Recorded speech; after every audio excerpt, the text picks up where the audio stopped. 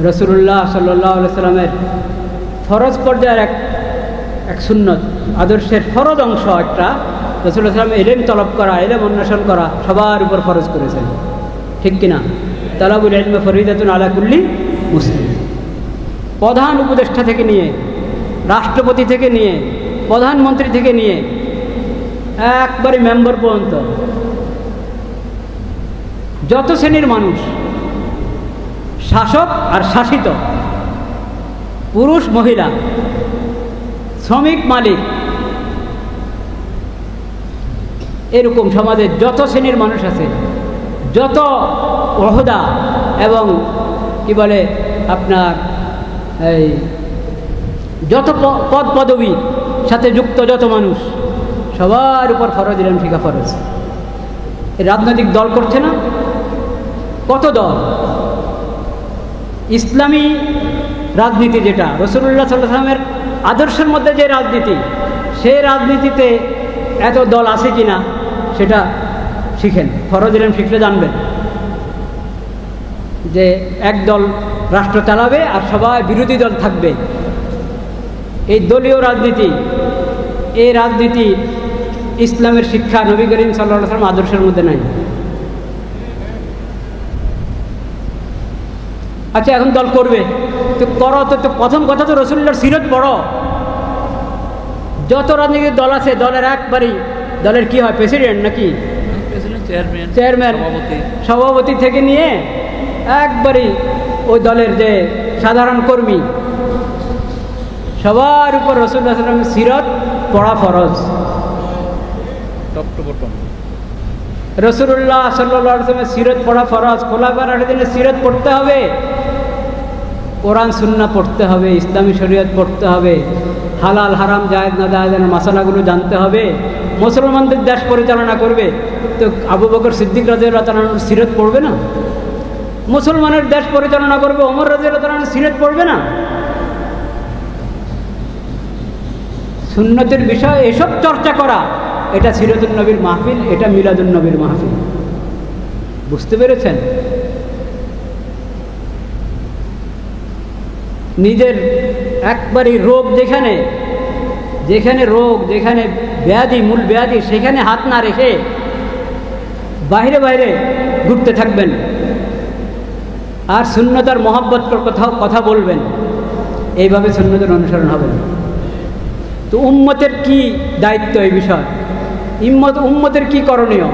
তো উম্মত তো বিশাল উম্মত, শাসক গোষ্ঠী উম্মতের একটা অংশ, শাসিতরা উম্মতের একটা অংশ, পুরুষরা উম্মতের অংশ না, নারীরা মহিলারা উম্মতের অংশ, হুজুররা উম্মতের একটা অংশ, ঠিক কিনা?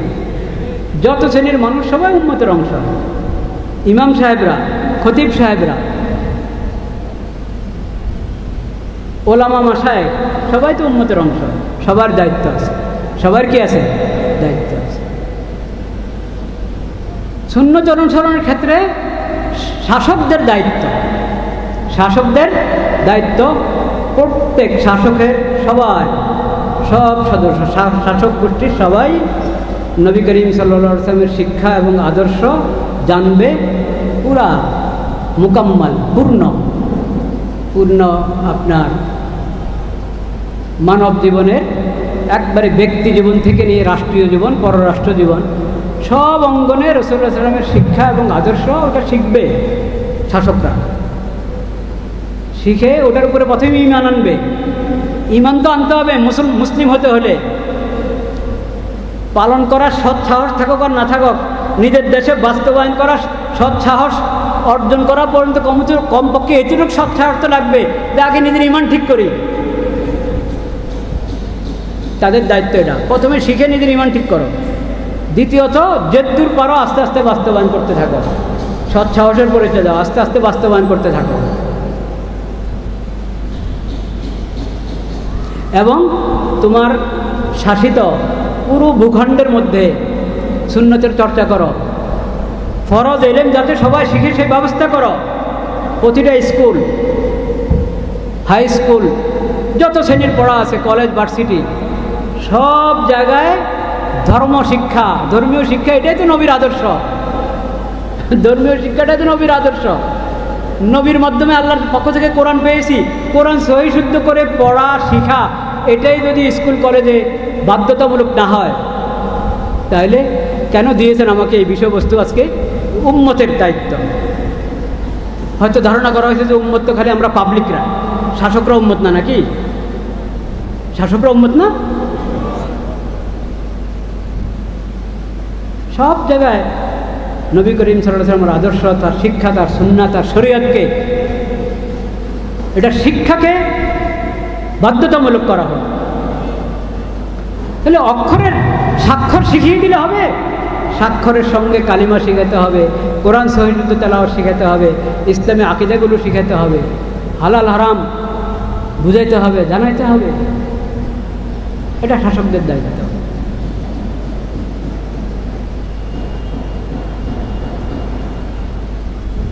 ওলামা কেরামের দায়িত্ব হক কথা মানুষের সামনে পেশ করা। হক কথা লুকাবে না। হকের বিকৃতি ঘটালে তো ইমানই শেষ। হক কথা লুকাবে না।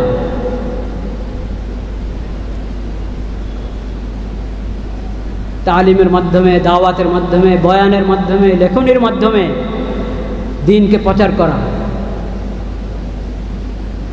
জনগণের দায়িত্ব, শাসকরা যখন দ্বীন, শরীয়ত, কোরআন, সুন্নাহ, নবী করিম সাল্লাল্লাহু আলাইহি ওয়াসাল্লামের আদর্শ এবং শিক্ষা এর কোনো বিষয় কম হোক বেশি হোক ওটা সমাজে প্রতিষ্ঠিত করতে চাচ্ছে, ওটার শিক্ষাকে বিস্তার করতে চাচ্ছে, সবাই শাসকদের সহযোগিতা করবে, ওলামায়ে কেরামের সহযোগিতা করবে এবং ওলামায়ে কেরামের রাহবরি মোতাবেক, ওলামায়ে কেরামের রাহবরি মোতাবেক নবী করিম সাল্লাল্লাহু আলাইহি ওয়াসাল্লামের আদর্শ এবং তার শিক্ষা গ্রহণ করবে, নিজের আমলের মধ্যে নিয়ে আসবে।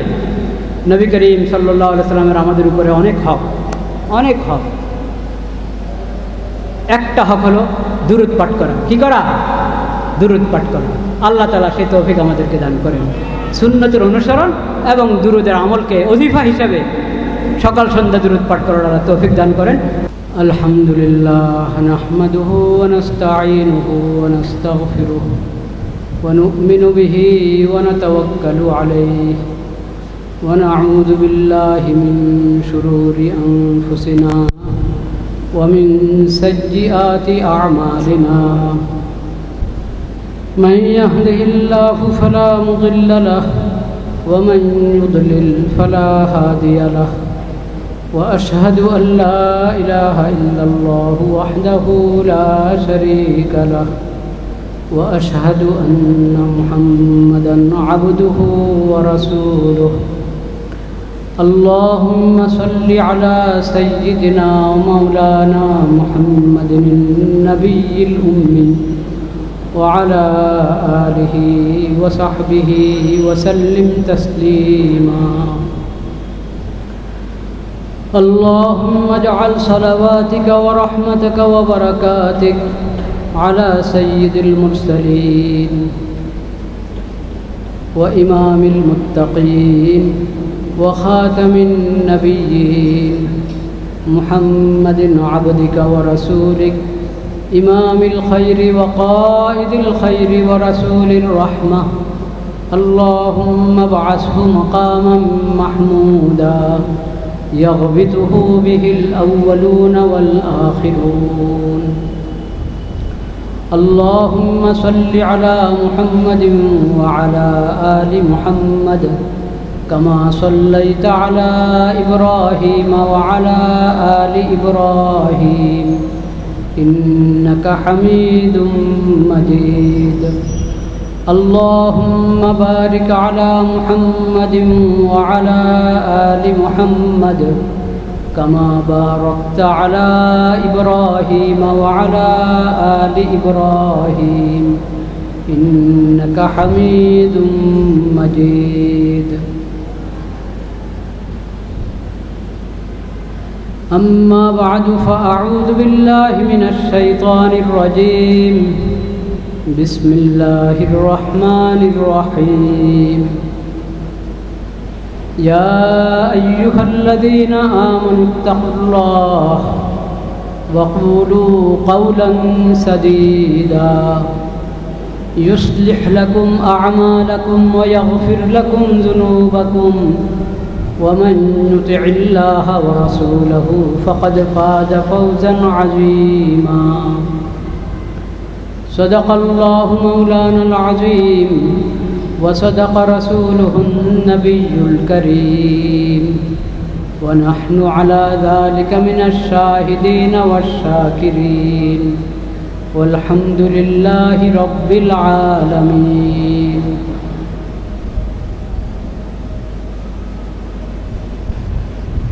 নবী করিম সাল্লাল্লাহু আলাইহি ওয়াসাল্লামের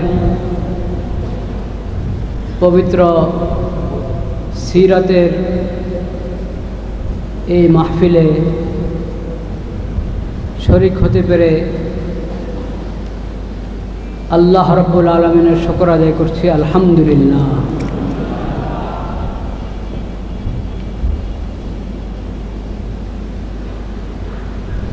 আমাকে আজকের আলোচনার জন্য যে বিষয় দেওয়া হয়েছে নবী করিম সাল্লাল্লাহু আলাইহি ওয়াসাল্লামের সিরাতের প্রতিটি দিক গুরুত্বপূর্ণ। যে বিষয়টা আমাকে দেওয়া হয়েছে এটা অনেক ভারী বিষয়। নবী করিম সাল্লাল্লাহু আলাইহি ওয়াসাল্লামের সুন্নতের অনুসরণের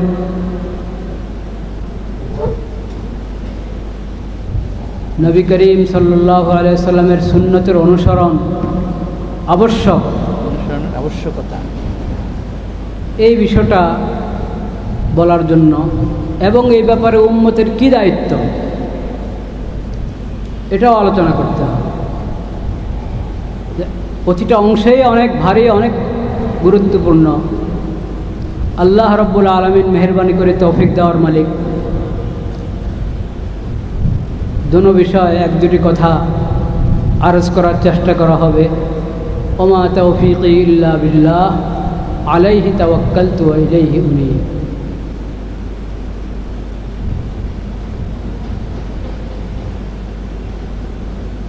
সুন্নতের অনুসরণ, প্রথমে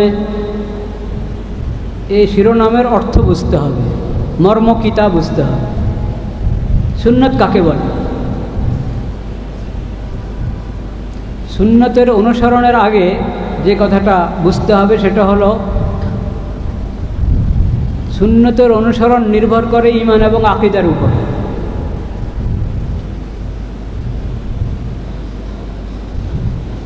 সুন্নতের আলোচনা শুরু হয় ঈমান আকীদা থেকে, বা বলেন ঈমান আকীদার পরে, যেটাই বলেন।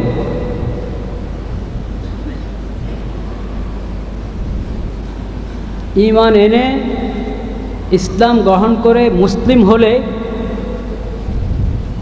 তো এখন ইসলামের উপরে চলবে কিভাবে? ইসলামের উপরে চলার যে পদ্ধতি, যে তরিকা, ইসলাম আমাদের কাছে কি চায়, ঈমানের কি দাবি আমাদের কাছে, ওটাই হলো নবী করিম সাল্লাল্লাহু আলাইহি ওয়াসাল্লামের সুন্নাহ।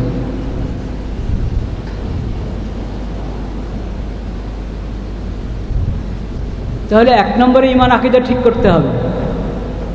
সুন্নতের প্রথম কথা বা সুন্নতের পূর্ব কথা, আপনি যে ভাষায় বলেন, ঈমান আকীদা ঠিক করতে হবে।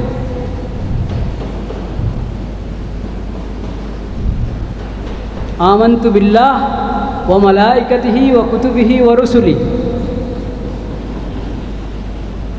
ওয়াল কদরি খাইরিহি ওয়া শাররিহি মিনাল্লাহি তাআলা ওয়াল বা'সি বা'দাল মাউত। এই কথাগুলো এবং ঈমানের আরও যা আকীদা আছে, এই সব কিছু মনে প্রাণে বিশ্বাস করা।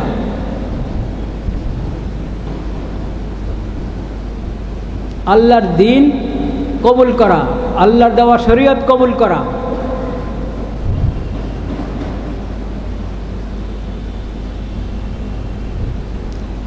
ওটাই বলা হয়েছে সূরা আহজাবের যে আয়াত আমি পড়লাম, ইয়া আইয়ুহাল্লাযীনা আমানুত্তাকুল্লাহ ওয়া কুলু কাওলান সাদীদা।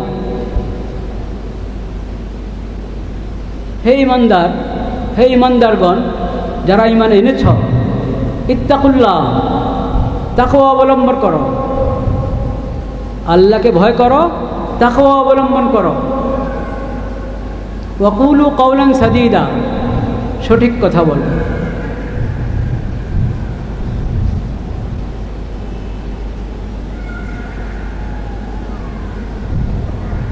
ওমান ইউসলিহ লাকুম আমালাকুম ওয়া ইয়াগফির লাকুম যুনুবাকুম ওমান ইউতিইল্লাহ ওয়া রাসূলাহু, যে আল্লাহর আনুগত্য করবে, আল্লাহর রাসূলের আনুগত্য করবে, নিশ্চয় সে সফল কাম, পূর্ণ সফলতা সে অর্জন করবে। আল্লাহর আনুগত্য, আল্লাহর রাসূলের আনুগত্য।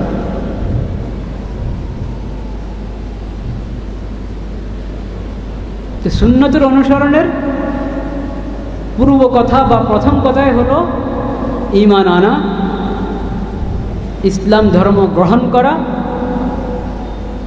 ইসলামী আকীদাগুলোকে বুঝে শুনে দিল থেকে মনে প্রাণে বিশ্বাস করা।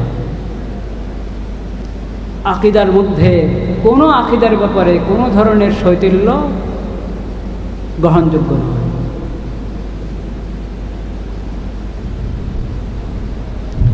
দ্বিতীয় কথা, ঈমান আকীদার পর দ্বিতীয় কথা সুন্নতের প্রসঙ্গে দ্বিতীয় কথা হলো নবী করিম সাল্লাল্লাহু আলাইহি সাল্লামকে আল্লাহ হেদায়েতের যে কিতাব দান করেছেন কোরআনুল করিম, এবং এই কোরআনের সঙ্গে আরেকটি ওহির মাধ্যমে আরেকটি দলিল দান করেছেন, সেটা হলো হাদিস।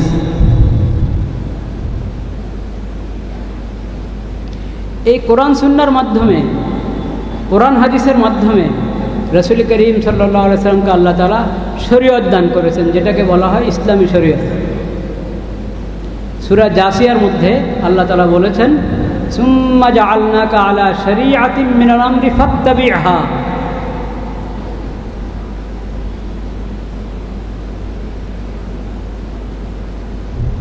নবী সাল্লাল্লাহু আলাইহি সাল্লামকে আল্লাহ শরীয়ত দান করেছেন এবং বলেছেন আপনি এই শরীয়তের অনুসরণ করেন। খুদ আমাদের নবী, আখিরি নবী, শ্রেষ্ঠ নবী, বিশ্ব নবী, রাহমাতুল আলামিন হযরত মুহাম্মদ মুস্তাফা সাল্লাল্লাহু আলাইহি সাল্লামকে আল্লাহ নির্দেশ করেছেন এই শরীয়তের আপনি অনুসরণ করেন। ওয়ালা তাত্তাবি আহওয়া আল্লাযীনা লা ইয়ালামুন, যারা ইলম ওহী থেকে বঞ্চিত, যাদের কাছে ওহীর কোনো এলেমে নাই, বা একসময় ওহীর এলেম তাদের কাছে ছিল কিন্তু তারা সংরক্ষণ করতে পারে নাই, এরা হলো লা ইয়ালামুন, যাদের কাছে ওহীর এলেম নাই, ওহীর এলেম থেকে বঞ্চিত। এদের খেয়াল খুশির অনুসরণ করবেন না, আল্লাহর দেওয়া শরীয়তের অনুসরণ করেন। সুন্নতের বিষয় দ্বিতীয় কথা হলো এই শরীয়তকে মেনে নেওয়া। এই শরীয়তকে মেনে নেওয়া, এই শরীয়তের মধ্যে আল্লাহ যা হালাল করেছেন ওটাকে হালাল হিসাবে গ্রহণ করা, আল্লাহ যা হারাম করেছেন ওটাকে হারাম মেনে ওটা থেকে বেঁচে থাকা। ওটা হারাম এই বিশ্বাস রাখতে হবে এবং ওটা থেকে বাঁচার চেষ্টা করতে হবে। শয়তানের ধোঁকা যদি কোনো সময় কোনো গুনার কাজ হয়ে যায় তওবা করতে হবে, ইস্তেগফার করতে হবে। কিন্তু হালালকে হালাল মানা, হারামকে হারাম বলা, হারাম মানা, এটা ঈমানের অংশ। সুন্নতের দ্বিতীয় কথা, এটাও ঈমানের অংশ। শরীয়ত, আল্লাহর দেওয়া শরীয়তকে মান্য করা, শরীয়তকে ওয়াকাবিলতু জামিয়া আহকাম, এই শরীয়তকে কবুল করা। এই শরীয়ত কবুল না করলে সুন্নতের অনুসরণ হলো না। তাহলে ঈমান আকীদা ঠিক করতে হবে, শরীয়তকে গ্রহণ করতে হবে এবং পালন করতে হবে। পালন করার মধ্যে ভুল হলে তওবা করবে, আর যদি গ্রহণই করে নেই তাহলে ঈমানে সাব্যস্ত হয়নি। গ্রহণ করলে ঈমান সাব্যস্ত হয়েছে, এখন পালন করার কাজ। পালন করবে, চেষ্টা করবে, করতে থাকবে, ভুল হলে শুধরায় নেবে, তওবা করবে, ইস্তেগফার করবে।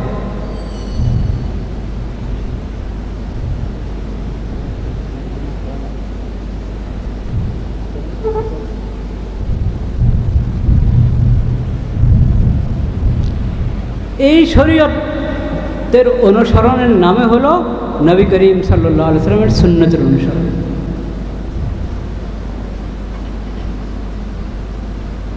শরীয়তের বিভিন্ন শ্রেণী আছে।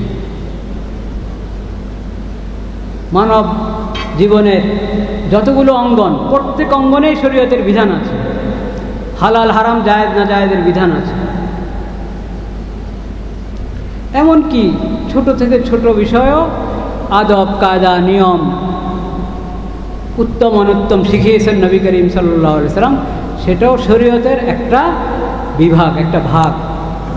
আমরা সাধারণত সুন্নত বলতে ওটাকে বোঝাই। মসজিদে ঢোকার সময় এই সুন্নত, মসজিদ থেকে বের হওয়ার সময় এই সুন্নত, ঘরে প্রবেশ করার সময় এই সুন্নত, ঘর থেকে বের হওয়ার সময় এই সুন্নত, অজুতে 18টি সুন্নত, তায়াম্মুমে এতটি সুন্নত। প্রথমে ফরজের কথা বলি, ওয়াজিবের কথা বলি, রোকন শর্ত, তারপরে বলি যে এতটা সুন্নত। নামাজে এতটা শর্ত, এতটা রোকন, মোট এত ফরজ আর এতটা ওয়াজিব, এবং 2 রাকাত নামাজে কমবেশ 58টা সুন্নত। কথার কথা কমবেশ। তো এই যে বললাম ফরজ, শর্ত, রোকন, ওয়াজিব, এসব তো শরীয়তের অংশ। এগুলো নবী সাল্লাল্লাহু আলাইহি ওয়াসাল্লামের সুন্নতের অংশ। বলেন সুবহানাল্লাহ। আর যে পরে বললাম এতটা সুন্নতে মুআক্কাদা, গায়রে মুআক্কাদা, মুস্তাহাব, আদব, আমরা এই অংশটাকে সুন্নত মনে করি সাধারণত। এটা তো দোষ না, এটাও একটা পরিভাষা। সুন্নত শব্দের প্রয়োগের ক্ষেত্রে এটা একটা পরিভাষা। সমস্ত আদব, সমস্ত মুস্তাহাব, সমস্ত নফল, ওগুলোকে সুন্নত বলা হয়। সুন্নতে মুআক্কাদাকেও সুন্নত বলা হয়। কিন্তু এটা হলো বৃহত্তর সুন্নতের একটা বিভাগ, একটা ভাগ। আগে যে 3টা স্তর বলা হলো সুন্নতে, ওই 3 স্তর পালন হলো না, এই সর্বশেষ স্তর পালন করা হচ্ছে। তাহলে এটা সুন্নতের একবারে অসম্পূর্ণ অনুসরণ হলো, একবারে অসম্পূর্ণ অনুসরণ। এমনকি যদি ঈমান আকীদা ঠিক না থাকে, শরীয়ত গ্রহণ না করা হয়, তো এই শেষ প্রকারের যে সুন্নতগুলো, ওইগুলোর খুব আমল করলাম, খুব গুরুত্ব দিলাম, এটা আল্লাহর কাছে কবুল হবে না। সুন্নত অনুসরণের সওয়াব পাওয়া যাবে না, সুন্নত জীবিত করার সওয়াব পাওয়া যাবে না। এটা ফায়দা হবে, আপনার উপকার হবে, ফায়দা আছে, দুনিয়ার ফায়দা হবে। কিন্তু যেটাকে বলে সওয়াব পাওয়া, সুন্নতের সওয়াব পেতে হলে গোড়া থেকে শুরু করতে হবে। সুন্নতের পূর্ব কথা, প্রথম কথা থেকে শুরু করতে হবে।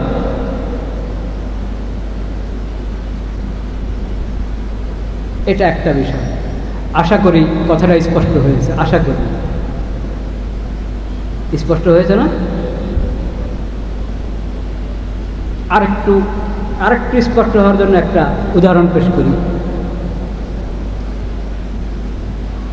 যে সুদের লেনদেন করে, সুদখোর, খুব লম্বা দাড়ি, টুপি, লম্বা দাড়ি, পাগড়ি, কিন্তু সুদের লেনদেন করে, এই সুন্নতের অনুসারী? জোরে বলেন, সুন্নতের অনুসারী? ঘুষখোর, খুব লম্বা দাড়ি, পাগড়ি, প্রতি বছর হজ করে, বছরে 2-3 বার উমরা করে, এই সুন্নতের অনুসারী? বিলকুল অনুসারী নয়।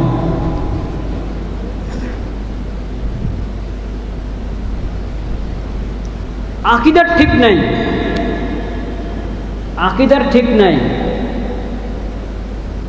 এই লোক তাহাজ্জুদ যতই পড়ক, নফল রোজা যতই রাখক, পাগড়ি যত লম্বা করক, দাড়ি যত লম্বা করক, সুন্নতের অনুসারী?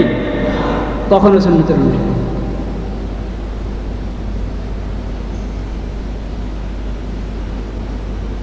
ইসলামের আকীদা, প্রতিটি আকীদা অনেক গুরুত্বপূর্ণ।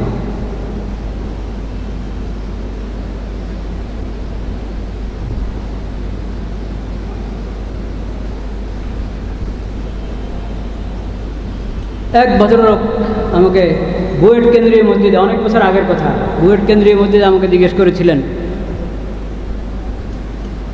যে হুজুর কোনো সময় সবসময় তো আর মসজিদের জমাতে আমরা যেতে পারি না। আচ্ছা, দাড়ির প্রসঙ্গ এসেছে, এটা আবার স্পষ্ট হোক। দাড়ি লম্বা করা কিন্তু ওয়াজিব, সুন্নতে মুআক্কাদা, এমন সুন্নতে মুআক্কাদা যেটা ওয়াজিবের স্তরে, ওটা বুঝতে হবে। দাড়ি মুন্ডানো তো দূরের কথা, দাড়ি খাটাও করব না, এক মুষ্টি থাকতে হবে। এক মুষ্টির পরে ওটা অবকাশ আছে যে একটু চারদিকে সমান করে রাখলেন, এক মুষ্টির বেশি, এক মুষ্টির কমে এখানে কমানো যাবে না এক মুষ্টি থেকে। আমি বলতে চাচ্ছি যে এটা তো ওয়াজিব স্তরের সুন্নতে মুআক্কাদা, তো এটার আমি গুরুত্ব দিচ্ছি। আর ফরজ পর্যায়ে যে সমস্ত সুন্নত, নবীর তরিকার যে অংশগুলো ফরজ, নবীর তরিকার, নবীর শিক্ষার, নবীর আদর্শের যে অংশগুলো ফরজ, যেগুলো সরাসরি ইমানের সাথে সম্পর্ক, ওগুলোর ব্যাপারে যদি উদাসীন হয় তাহলে এটা মার্জনীয়, কখনো মার্জনীয়। এই কথা বলতে চেয়েছি। এটা বলতে চায় না যে দাড়ির গুরুত্ব হালকা করেছি, নাউযুবিল্লাহ, নাউযুবিল্লাহ। দাড়ি তো সব নবীদের সুন্নত এবং ওয়াজিবের স্তরের সুন্নত। তো এক ভাই আমাকে জিজ্ঞেস করলেন, তো হুজুর মসজিদে সবসময় যাওয়া যায় না, অফিসে কোনো সময় জামাত করতে হয়। নিয়ম তো হলো নামাজ, ফরজ নামাজ জামাতের সাথে পড়বে, এবং কোথায় পড়বে? মসজিদে। ঘরে জামাত করে নিলে জামাতের দায়িত্ব পুরো হয় না। এটাও একা পড়ার চেয়ে ভালো, একা পড়ার তুলনায় ভালো, কিন্তু আল্লাহ রাব্বুল আলামিন ফরজ নামাজে জামাতে পড়তে বলেছেন, সেটা মসজিদের জামাত। মসজিদে গিয়ে একা পড়বে না, ঘরে জামাতের সাথে পড়বে না, জামাতের সাথে পড়বে মসজিদে। ওজোরের কথা ভিন্ন, ওজোরের কথা ভিন্ন। সাধারণ মাসালা হলো এটা, জামাতের সাথে পড়বে এবং মসজিদের জামাতে পড়বে। তো উনি বললেন সবসময় আমরা পারি না মসজিদে যেতে, ফরজ নামাজের জামাত অফিসে আমরা জামাত করতে হয়। তো ওখানে আমরা কয়েকজন মানুষ জামাত করি, দেখা গেছে একজনের সুন্নতের অনুসারী, সুন্নত পালন করে। আচ্ছা, আমি খুব খেয়াল করে শুনলাম, সুন্নত পালন করে কি? দাড়ি ঠিক আছে, টুপি ঠিক আছে, জুব্বা আছে, কিন্তু উনি সুদের লেনদেন করেন, সুদের লেনদেন করেন। আরেকজন উনি সুদ ঘুষের থেকে বেঁচে থাকেন, সুদ থেকে পুরা পবিত্র, ঘুষ থেকে পবিত্র, এরকম যত অপরাধ পাপাচার ওগুলো থেকে অনেক দূরে, সুদ ঘুষ থেকে দূরে, কিন্তু সুন্নতটা নেই। হুজুর তো কে ইমামতি করবে? এটা প্রশ্ন করে থাকবে। ভালো ঝামেলা হলো না আমার জন্য? এখন সুন্নত লাগে দেন, এটা কেমন কথা যে সুন্নত অনুসারী না তাকে ইমামতি করতে বলবো? বললে তো বলা দরকার যে সুন্নতওয়ালাকে ইমামতি দেন। কেরাত ইনারও শুদ্ধ, ওনারও শুদ্ধ। কেরাত সুদখোর, ঘুষখোর, দাড়িওয়ালারও কেরাত শুদ্ধ আছে, আর দাড়ি নাই কিন্তু সুদ থেকে, ঘুষ থেকে, এই ধরনের পাপাচার, দুর্নীতি, খেয়ানত থেকে দূরে, তারও কেরাত শুদ্ধ। তো আমি আল্লাহর মেহেরবানি, আল্লাহর মেহেরবানি আমি উত্তর দিয়েছি, এই দুজনের মধ্যে যে সুন্নতের বড় অনুসারী, বেশি অনুসারী, তাকে ইমামতি দিন। বুঝেন না কিছু? এই দুজনের মধ্যে সুন্নতের অনুসারী কে? যে সুদ এবং ঘুষ থেকে দূরে থাকে, আসল সুন্নত, বড় সুন্নতের ভিতরে সে আমল করেছে, তাকে। এর মানে এ না যে এমন লোককে আপনার মসজিদে ইমাম বানায় দিবেন। তার চরিত্রের অন্য অন্য বিষয় কি মানুষের সামনে আছে? মানুষের সামনে আর ভিতরে তার কি নাই? দাড়ি নেই। তাকে মসজিদের মেহরাবে ইমামতি দিতে এই কথা বলি নেই। অভিযোগ তো তারা 5-6 জন নামাজ পড়তেছে, সবার হালাত সবাই জানে, সবার হালাত সবাই জানে। তো এইখানে দাড়ির কারণে সুদখোর, ঘুষখোর কি ইমামতি দিবে? নাউযুবিল্লাহ। মসজিদে ইমামতি এও পাবে না, সেও পাবে না। ওখানে তো ঠেকা আছে, ইমামতির যোগ্য দুইজন, আর কাউ নাই, কোনজনকে দিবে? মসজিদ তো আর এরকম সংকট তৈরি হয় না, মসজিদে তো এই সংকট তৈরি হয় না। তো ওনার দাড়ি নাই, এটা ওনার ত্রুটি, এটা ওনার ত্রুটি। আল্লাহ ওনাকে দাঁড়িয়ে রাখার তৌফিক দেন। কিন্তু বড় সুন্নত, ফরজ পর্যায়ের সুন্নত যেটা ঘুষ থেকে বাঁচা, ফরজ পর্যায়ের সুন্নত যেটা ঘুষ থেকে বাঁচা, সুদ থেকে বাঁচা, সেটা তো সে পালন করছে। আর এ তো দাঁড়িয়ে রেখেছে, যদি এখলাসের সাথে সুন্নতের অনুসরণ নিয়ে তো দাঁড়িয়ে রেখে থাকে, তাহলে ধন্যবাদ, এটা তার ভালো দিক, দাঁড়িয়ে রাখাটা তার ভালো দিক। সে বড় একটা সুন্নত পালন করেছে। কিন্তু সে যে সুদখোর এবং ঘুষখোর, এত বড় হারামের মধ্যে সে জড়িত, এই নবী করিম সাল্লাল্লাহু আলাইহি ওয়াসাল্লামের আদর্শ থেকে কত দূরে? অনেক দূরে কিনা? অনেক দূরে। তো এটা বুঝতে হবে আমাদেরকে, কাকে বলে সুন্নতের অনুসরণ।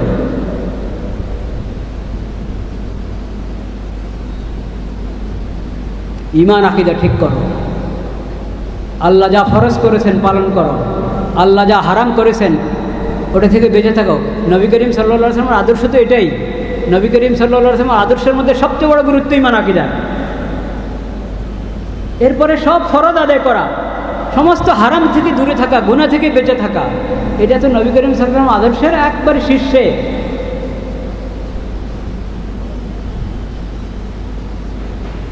এটা ছাড়া সুন্নতের অনুসরণ হবে কিভাবে?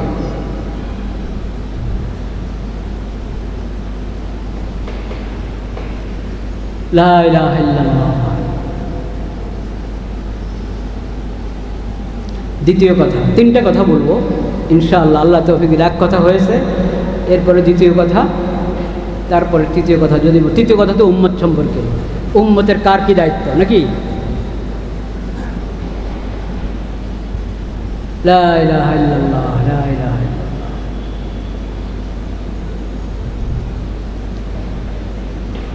নবী করিম সাল্লাল্লাহু আলাইহি ওয়াসাল্লাম বলেছেন, আলাইকুম বিসুন্নতি ওয়া সুন্নাতিল খুলাফায়ে রাশিদিন আল মাহদিয়্যিন তামাসসাকু বিহা ওয়া আযযু আলাইহা বিন-নাওয়াজিজ। আমার সুন্নতকে তোমরা আঁকড়ে ধরো, আমার পরের খলিফায়ে রাশিদদের সুন্নতকে, হেদায়েতের উপরে প্রতিষ্ঠিত খলিফায়ে রাশিদদের সুন্নতকে আঁকড়ে ধরো। নবী করিম সাল্লাল্লাহু আলাইহি ওয়াসাল্লাম অন্য হাদিসে বলেছেন, তিরমিজি শরীফ হাদিসটি আছে, আল খিলাফাতু বাদি সালাসুনা সানাতান, আমার পরে খেলাফত একবারই নবুয়তি তরিকার খেলাফত। কয় বছর চলবে? 30 বছর। ওই 30 বছরের মধ্যেই 4 বিশিষ্ট খলিফা নবী করিম সাল্লাল্লাহু আলাইহি ওয়াসাল্লামের, আবু বকর সিদ্দিক রাদিয়াল্লাহু তাআলা আনহু, ওমর রাদিয়াল্লাহু তাআলা আনহু, ওসমান রাদিয়াল্লাহু তাআলা আনহু, আলী রাদিয়াল্লাহু তাআলা। 35 বছর 6 মাস, বাকি 6 মাস হাসান রাদিয়াল্লাহু তাআলা আনহু। 40 বছর, 25 বছর, 25 বছর বলে 29 বছর 6 মাস, আর হাসান রাদিয়াল্লাহু তাআলা আনহুর হলো 6 মাস, মোট 30। এই খলিফা রাশিদগণের সুন্নতের ব্যাপারে নবী করিম সাল্লাল্লাহু আলাইহি ওয়াসাল্লাম বলেছেন, আমার সুন্নাহ এবং খলিফা রাশিদের সুন্নাহকে আঁকড়ে ধরো। ওই সুন্নাহর কথা আমি বললাম, এটা হলো নবীর তরিকা ব্যাপক অর্থে। দিন শরীয়তের সবগুলো দিক এবং মানব জীবনের যতগুলো অঙ্গন, প্রত্যেক অঙ্গনে নবীদের যে শিক্ষা, ওই ব্যাপক অর্থের সুন্নাহ।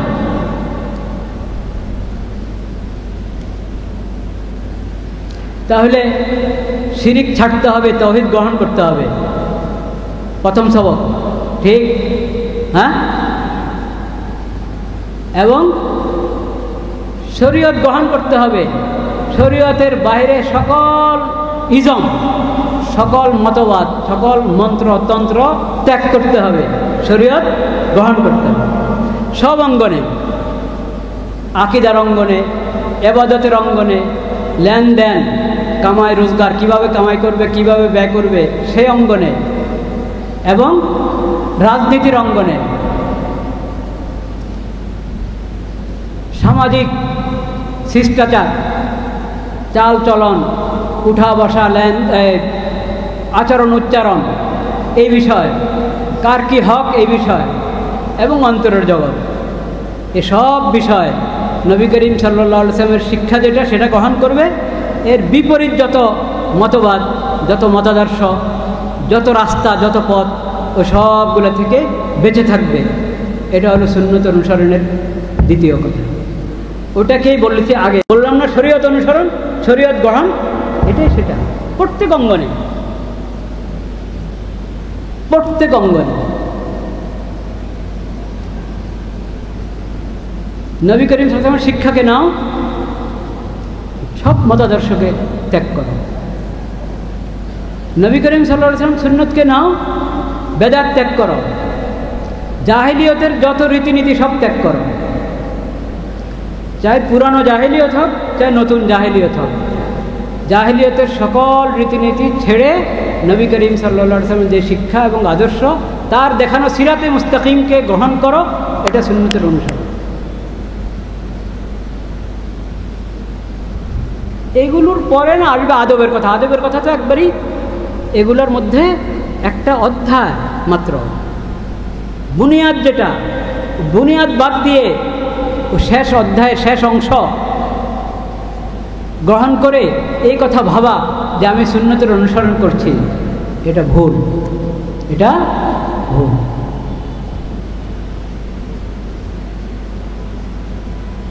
জাহিলিয়তের যত রীতিনীতি আছে, মনে করুন অর্থনীতি, অর্থনীতির ব্যাপারে কোন নীতি গ্রহণ করব আমি? কোনটা? ইসলামেরটা, ইসলামী শরীয়তেরটা। ইসলামী শরীয়তের অর্থনীতির বৈশিষ্ট্য কী?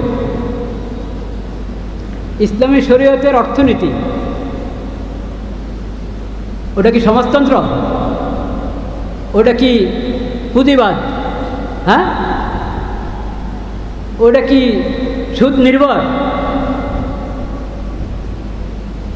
তো ইসলামের অর্থনীতি, ইসলামের অর্থনীতির মধ্যে জাকাত ফরজ, জাকাত ফরজ। এখন অন্যান্য যেই অর্থনীতির ব্যাপারে সারা বিশ্বে প্রচলিত যে মতাদর্শগুলো, যে মতবাদগুলো, ওই মতবাদগুলোর মধ্যে জাকাত ফরজ। ব্যক্তি মালিকানা স্বীকার করে ইসলাম, কিন্তু তোমার মালিকানা আল্লাহর বিধানের অধীনে, মুক্ত মালিকানা না। এখন অর্থনীতির যে দর্শনের মধ্যে এই কথা আছে যে প্রত্যেকের নিজ নিজ সম্পত্তি, নিজ নিজ সম্পদের সে মালিক, এমন মালিক ওটার মধ্যে কোনো কি নাই, আর বন্ধন নাই, কোনো কিছুর বন্ধন নাই, সে মুক্ত, একবারই তার মালিকানা মুক্ত, এটার মধ্যে কোনো ধরনের বাইন্ডিং নাই। এই ধারণা করা এটা ইসলামের শিক্ষার সাথে মিলাছে? বলেন না কেন? নবী করিম সাল্লাল্লাহু আলাইহি ওয়াসাল্লামের শিক্ষার সাথে মিলাছে? নাই। নবী করিম সাল্লাল্লাহু আলাইহি ওয়াসাল্লামের শিক্ষা হলো জাকাত ফরজ। নবী করিম সাল্লাল্লাহু আলাইহি ওয়াসাল্লামের শিক্ষা হলো বিভিন্ন জায়গায় যেখানে কোরআন সুন্নাহ বলে দিয়েছে ওখানে তুমি খরচ করতে হবে। তুমি তোমার মালের মালিক, তুমি খরচ করবা, কিন্তু আল্লাহ তোমার উপর খরচ করা ফরজ করেছে। তোমার এই মালের মধ্যে অফি আমওয়ালিহিম হাক্কুম মালুম লিসাইলি ওয়াল মাহরুম, তোমার এই সম্পদে হক আছে। আল্লাহ যাদের যে হক নির্ধারণ করে দিয়েছেন তোমার এই সম্পদে, সে হক আদায় করতে হবে।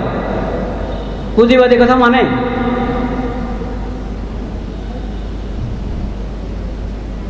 তো অর্থনীতির মধ্যে রাসূলুল্লাহর সুন্নাহর অনুসরণ। সুদ হারাম, ব্যবসা হালাল, জাকাত ফরজ, আয় হালাল তরিকা হতে হবে, ব্যয় মধ্যে অপব্যয় করা যাবে না এবং হারাম খাতে ব্যয় করা যাবে না। এই যে আদর্শ অর্থনীতির ব্যাপারে, এই আদর্শ মানতে হবে। এই আদর্শ না মেনে ব্যক্তি মালিকানা অস্বীকার করা, ওটাও প্রান্তিকতা। আর একবারে মুক্ত মালিকানা, এটার মধ্যে শরীয়তে যেই গণ্ডি দিয়ে দিয়েছে সেই গণ্ডিকে অস্বীকার করা, এটাও প্রান্তিকতা। রাসূলুল্লাহ সাল্লাল্লাহু আলাইহি ওয়াসাল্লাম সুন্নত, রাসূলুল্লাহর আদর্শ সবসময় সমস্ত প্রান্তিকতার মাঝখানে থাকে, ভারসাম্যপূর্ণ থাকে। এটা অর্থনীতির মধ্যে রাসূলুল্লাহর আদর্শ, রাসূলুল্লাহর সুন্নত। তো রাজনীতির মধ্যে ওইরকম রাসূলুল্লাহ সাল্লাল্লাহু আলাইহি ওয়াসাল্লামের সুন্নত আছে, আদর্শ আছে। এটা আকীদাগত সমস্যা যে রাসূলুল্লাহ সাল্লাল্লাহু আলাইহি ওয়াসাল্লাম সুন্নতকে মসজিদের মধ্যে বেঁধে দেওয়া। রাসূলুল্লাহ সাল্লাল্লাহু আলাইহি ওয়াসাল্লাম সুন্নত সব কোথায়? মসজিদে, নামাজে আর মসজিদে। ব্যাংকে রাসূলুল্লাহ সাল্লাল্লাহু আলাইহি ওয়াসাল্লাম সুন্নত চলবে না, আদালতে রাসূলুল্লাহ সাল্লাল্লাহু আলাইহি ওয়াসাল্লাম সুন্নত চলবে না, সংসদ ভবনে রাসূলুল্লাহ সাল্লাল্লাহু আলাইহি ওয়াসাল্লাম সুন্নত চলবে না। বলেন নাউযুবিল্লাহ। এই ধারণা কুফরি ধারণা, এই ধারণা কুফরি ধারণা।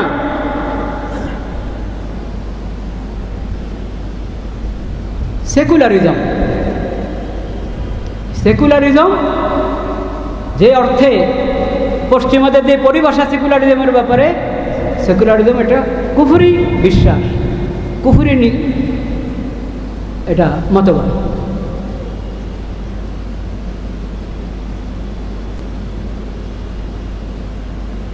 রাসূলুল্লাহ সাল্লাল্লাহু আলাইহি ওয়াসাল্লামের ফরজ পর্যায়ের এক সুন্নত, আদর্শের ফরজ অংশ একটা। রাসূলুল্লাহ সাল্লাল্লাহু আলাইহি ওয়াসাল্লাম ইলম তলব করা, ইলম অন্বেষণ করা সবার উপর ফরজ করেছেন, ঠিক কিনা? তালাবুল ইলমি ফরিদাতুন আলা কুল্লি মুসলিম। প্রধান উপদেষ্টা থেকে নিয়ে, রাষ্ট্রপতি থেকে নিয়ে, প্রধানমন্ত্রী থেকে নিয়ে একবারে মেম্বার পর্যন্ত যত শ্রেণীর মানুষ, শাসক আর শাসিত, পুরুষ মহিলা, শ্রমিক মালিক, এরকম সমাজের যত শ্রেণীর মানুষ আছে, যত ওহদা এবং কি বলে আপনার এই যত পদ পদবীর সাথে যুক্ত যত মানুষ, সবার উপর ফরজ ইলম শিখা ফরজ। রাজনৈতিক দল করছে না? কত দল? ইসলামী রাজনীতি যেটা রাসূলুল্লাহ সাল্লাল্লাহু আলাইহি ওয়াসাল্লামের আদর্শের মধ্যে যে রাজনীতি, সেই রাজনীতিতে এত দল আছে কি না সেটা শিখেন। ফরজ ইলম শিখলে জানবেন যে এক দল রাষ্ট্র চালাবে আর সবাই বিরোধী দল থাকবে। এই দলীয় রাজনীতি, এই রাজনীতি ইসলামের শিক্ষা নবী করিম সাল্লাল্লাহু আলাইহি ওয়াসাল্লাম আদর্শের মধ্যে নাই।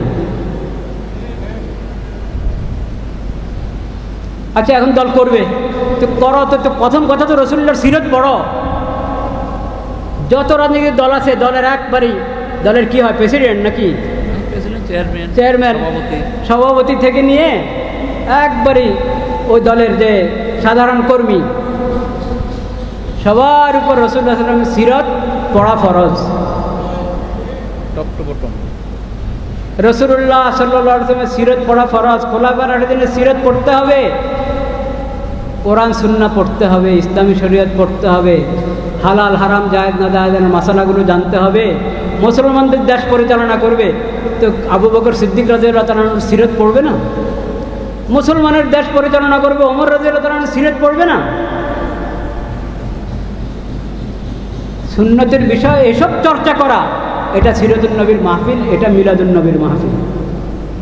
বুঝতে পেরেছেন? নিজের একবারই রোগ যেখানে, যেখানে রোগ, যেখানে ব্যাধি, মূল ব্যাধি, সেখানে হাত না রেখে বাইরে বাইরে ঘুরতে থাকবেন আর সুন্নতার মহব্বতের কথা বলবেন। এইভাবে সুন্নতের অনুসরণ হবে। তো উম্মতের কি দায়িত্ব এই বিষয়? উম্মতের কি করণীয়? তো উম্মত তো বিশাল উম্মত, শাসক গোষ্ঠী উম্মতের একটা অংশ, শাসিতরা উম্মতের একটা অংশ, পুরুষরা উম্মতের অংশ না, নারীরা মহিলারা উম্মতের অংশ, হুজুররা উম্মতের একটা অংশ, ঠিক কিনা? যত শ্রেণীর মানুষ সবাই উম্মতের অংশ। ইমাম সাহেবরা, খতিব সাহেবরা, ওলামা মাশায়েখ সবাই তো উম্মতের অংশ। সবার দায়িত্ব আছে, সবার কি আছে? দায়িত্ব আছে। সুন্নত অনুসরণের ক্ষেত্রে শাসকদের দায়িত্ব, শাসকদের দায়িত্ব, প্রত্যেক শাসকের সবাই, সব সদস্য, শাসক গোষ্ঠীর সবাই নবী করিম সাল্লাল্লাহু আলাইহি ওয়াসাল্লামের শিক্ষা এবং আদর্শ জানবে, পুরা মুকাম্মাল, পূর্ণ আপনার মানব জীবনের একবারে ব্যক্তি জীবন থেকে নিয়ে রাষ্ট্রীয় জীবন, পররাষ্ট্র জীবন, সব অঙ্গনে রাসূলুল্লাহ সাল্লাল্লাহু আলাইহি ওয়াসাল্লামের শিক্ষা এবং আদর্শ ওটা শিখবে শাসকরা। শিখে ওটার উপরে প্রথমে ঈমান আনবে। ঈমান তো আনতে হবে মুসলিম হতে হলে। পালন করার সৎ সাহস থাকুক আর না থাকুক, নিজের দেশে বাস্তবায়ন করার সৎ সাহস অর্জন করা পর্যন্ত কমপক্ষে এতটুকু সৎ সাহস তো লাগবে যে আগে নিজের ঈমান ঠিক করি। তাদের দায়িত্ব এটা, প্রথমে শিখে নিজের ঈমান ঠিক করো। দ্বিতীয়ত যদ্দূর পারো আস্তে আস্তে বাস্তবায়ন করতে থাকো, সৎ সাহসের পরিচয় দাও, আস্তে আস্তে বাস্তবায়ন করতে থাকো। এবং তোমার শাসিত পুরো ভূখণ্ডের মধ্যে সুন্নতের চর্চা করো। ফরজ এলেম যাতে সবাই শিখে সেই ব্যবস্থা করো। প্রতিটা স্কুল, হাই স্কুল, যত শ্রেণীর পড়া আছে, কলেজ, ভার্সিটি, সব জায়গায় ধর্মশিক্ষা, ধর্মীয় শিক্ষা, এটাই তো নবীর আদর্শ।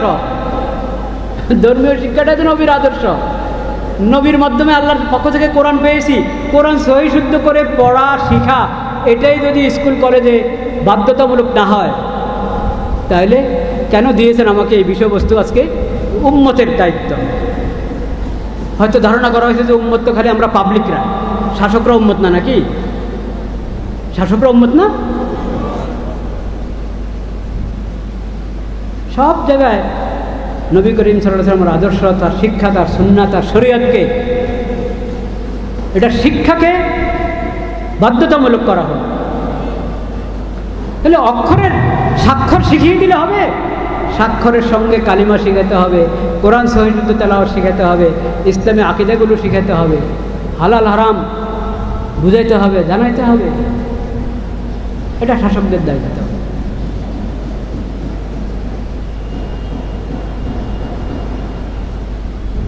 ওলামা কেরামের দায়িত্ব হক কথা মানুষের সামনে পেশ করা। হক কথা লুকাবে না।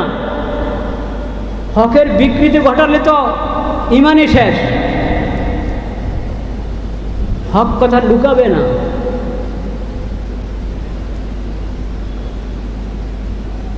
তালিমের মাধ্যমে, দাওয়াতের মাধ্যমে, বয়ানের মাধ্যমে, লেখনের মাধ্যমে দ্বীনকে প্রচার করা। জনগণের দায়িত্ব, শাসকরা যখন দ্বীন, শরীয়ত, কোরআন, সুন্নাহ, নবী করিম সাল্লাল্লাহু আলাইহি ওয়াসাল্লামের আদর্শ এবং শিক্ষা এর কোনো বিষয়, কম হোক বেশি হোক, ওটা সমাজে প্রতিষ্ঠিত করতে চাচ্ছে, ওটার শিক্ষাকে বিস্তার করতে চাচ্ছে, সবাই শাসকদের সহযোগিতা করবে, ওলামায়ে কেরামের সহযোগিতা করবে। এবং ওলামায়ে কেরামের রাহবতি মোতাবেক, ওলামায়ে কেরামের রাহবরি মোতাবেক নবী করিম সাল্লাল্লাহু আলাইহি ওয়াসাল্লামের আদর্শ এবং তার শিক্ষা গ্রহণ করবে, নিজের আমলের মধ্যে নিয়ে আসবে। নবী করিম সাল্লাল্লাহু আলাইহি ওয়াসাল্লামের আমাদের উপরে অনেক হক, অনেক হক। একটা হক হলো দুরূদ পাঠ করা। কি করা? দুরূদ পাঠ করা। আল্লাহ তাআলা সেই তৌফিক আমাদেরকে দান করেন। সুন্নতের অনুসরণ এবং দুরূদের আমলকে ওজিফা হিসাবে সকাল সন্ধ্যা দুরূদ পাঠ করার আল্লাহ তৌফিক দান করেন। ওয়া আখিরু দাওয়ানা আলহামদুলিল্লাহি রাব্বিল আলামিন।